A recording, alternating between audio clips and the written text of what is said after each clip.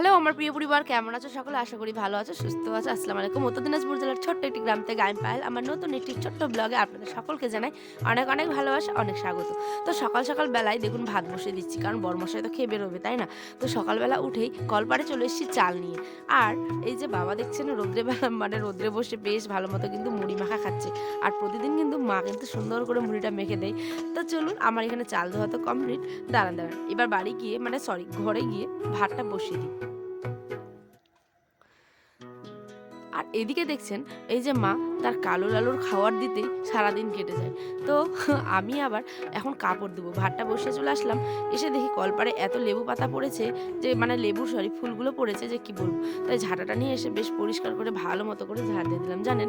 আর এই যে চাটালে কাপড় কাচলে না একটা অন্য রকমের আমার কাছে বিশেষ করে আনন্দ লাগে। জানি না কেন, আপনারা কারা কারা কলে এরকম আর কি গ্রামের বাড়ি কল চাটাল থাকবে, এটা স্বাভাবিক, তাই না? আর কারা কারা পছন্দ করেন অবশ্যই কমেন্ট করে জানাবেন। তো চলুন এখানে ভালো করে একটু চাটালটা ধুয়ে নিই, যেহেতু অনেকে যাতায়াত করে আর আমি যেহেতু কাপড়গুলো ধুবো, সেই জন্য এটাকে ধুতে বেশ ধুলে আর কি চকচক হয়ে যাবে আর পরিষ্কার হয়ে যায়। সেই জন্য এই যে দেখুন কাপড়গুলো নিয়ে চলে এসেছি আয়নের তার আব্বার। আমাদের মেয়েদের এই কাজটা না করলে হয়তো আমরা সম্পূর্ণই না। সত্যি কথা বলতে সংসারে এই যে একটা কাজ করো আর না করো, এই কাপড় ধোয়া কাজটা প্রতিদিন মাদেরকে দেখতাম আগে ছোটতে, ভাবতাম তুমি প্রতিদিন এত কিসের কাপড় কাচো, কিন্তু আজকে বুঝতে পারি সত্যি কাপড়গুলো কিন্তু মা ইচ্ছে করে কাচতো না, ঠিক আছে, হয়েই যায় তাই কাচতেই লাগে। আর এই কাপড়গুলো নোংরা অবস্থায় তো রাখা যায় না। আর দাঁড়ান দাঁড়ান, আপনাদের সাথে একটা জিনিস শেয়ার করি। এই যে দেখছেন আমাদের গ্রামের গলা ভর্তি কত জিনিস, গলা ঘর আর কি। তো মারা এখানে মাকাই বের করছিল, যেহেতু ওটা গুঁড়ো করে মাকাইয়ের ছাতুটা, এই কালু যেহেতু আমাদের প্রেগনেন্ট, সেই জন্য তাকে খাওয়াবে। তো চলো, এদিকে বাবা তো আবার দেখছে আলু পেঁয়াজ সমস্ত কিছু রেখেছে। আমার এই সমস্ত কিছু দেখে এত আনন্দ হচ্ছিল যে কি বলবো, বেশ একটা গ্রামের ছোট্টখাটো মিষ্টি সংসার পরিবার। চলুন, সমস্ত কিছু নিয়েই তো জীবন, তাই না? আর এই যে আমার জীবনের সাথে মিশে গেছেন আপনারাও, আমার আরেকটি পরিবার। তো এই যে আমি এখন সকালবেলা সমস্ত কাপড়গুলো তো ধুয়ে নিলাম, দেখতেই পেলেন। এখন সমস্ত কিছু ভালো মতো করে রোদ্রে মেলে দেওয়ার পালা। আর রোদও উঠেছে কি ভালো দেখুন, একদম কাপড় দিতে না দিতেই আধ ঘন্টা ১ ঘন্টার মধ্যে শুকিয়ে যায়, জানেন। আর এই যে এখন দেখছেন ব্রাশ করব।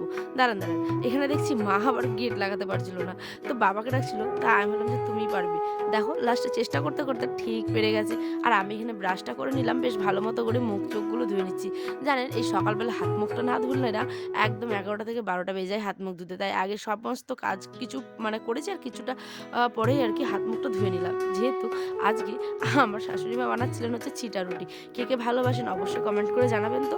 এর মধ্যে দিয়েছিলাম লবণ হলুদ চিনি, তারপর একটু লঙ্কার গুঁড়ো, আর হচ্ছে গিয়ে তেল সামান্য পরিমাণ দিয়ে ভালো মতো করে মেখে মেখে নিচ্ছিল মা। তারপরে যে দেখছেন তেল দিয়ে বেশ ভালো মতো করে কিন্তু বেড়ে নিচ্ছিল। আর এদিকে ওগুলো তো আমাদের খাওয়া হয়ে গেছে।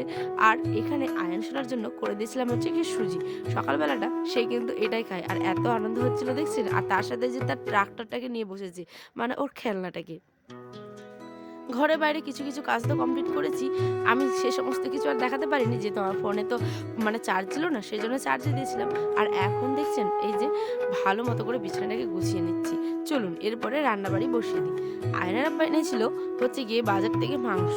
তো আগে এই যে সবজি করবো একটা, দেখুন ফুলকপি আলু আর বেগুনের ভাজা। তো গোটা জিরে আর কাঁচা মরিচ আর কি ফোড়ন দিয়ে এই ভাজিটা করে নিব চটপট করে। তো এর মধ্যে লবণ হলুদ মাখিয়ে দিলাম।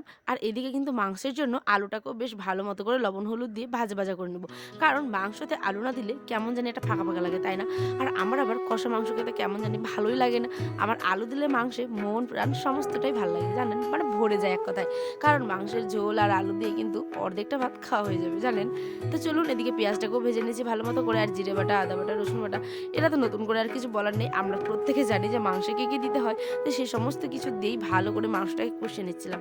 আর এত সুন্দর খেতে হয়েছে যে কি বলবো, আমি এখন ভয় দিচ্ছি, কিন্তু বিশ্বাস করুন আমার এখনও এত খিদে পাচ্ছে দেখি যে কি বলবো। তো চলুন এখানে একটু গোটা ফলগুলো বেটে দিব। তো শিলে এইগুলো সাদা এলাচ এই সমস্ত কিছু আমাদের জিনিসপত্র এসছে। সরি বেটে নিচ্ছিলাম। এই যে এরকম সমস্ত জিনিস। ক্যামেরা করে ভিডিও ছাড়া তো হ্যাঁ, এখানে ভাইরাল হবেন। আল্লাহ। তৈলা করা পারেন কে হ্যাঁ, ওগুলো পাই কিন্তু ওগুলো পাই ওই ছোট বাচ্চাদেরকে কাজের গুলো দেন। সমস্ত জিনিস এই যে মানে ইনি আমাদের সাথে মাঝে মধ্যে ইয়ার্কি করে থাকে জানেন। কারণ আমাদের গ্রামে দেখবেন এই গ্রামের সাধারণ ছোটোখাটো মানে পরিবারের লোকেরা কিন্তু এই সমস্ত জিনিসেই মানে জিনিসগুলো মানে কসমেটিক্সের জিনিসই কিন্তু নিয়ে থাকে।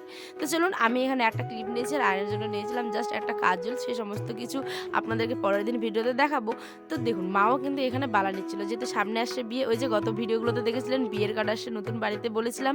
তো যারা যারা দেখেননি অবশ্যই কিন্তু মানে দেখে নেবেন, ভিডিওটি খুব খুব খুব সুন্দর একটি ভিডিও করেছিলাম। তো চলুন আজ এই পর্যন্ত, দেখাবো অন্য একটি ব্লগে। সকলে ভালো থাকবেন, সুস্থ থাকবেন, আল্লাহ হাফেজ।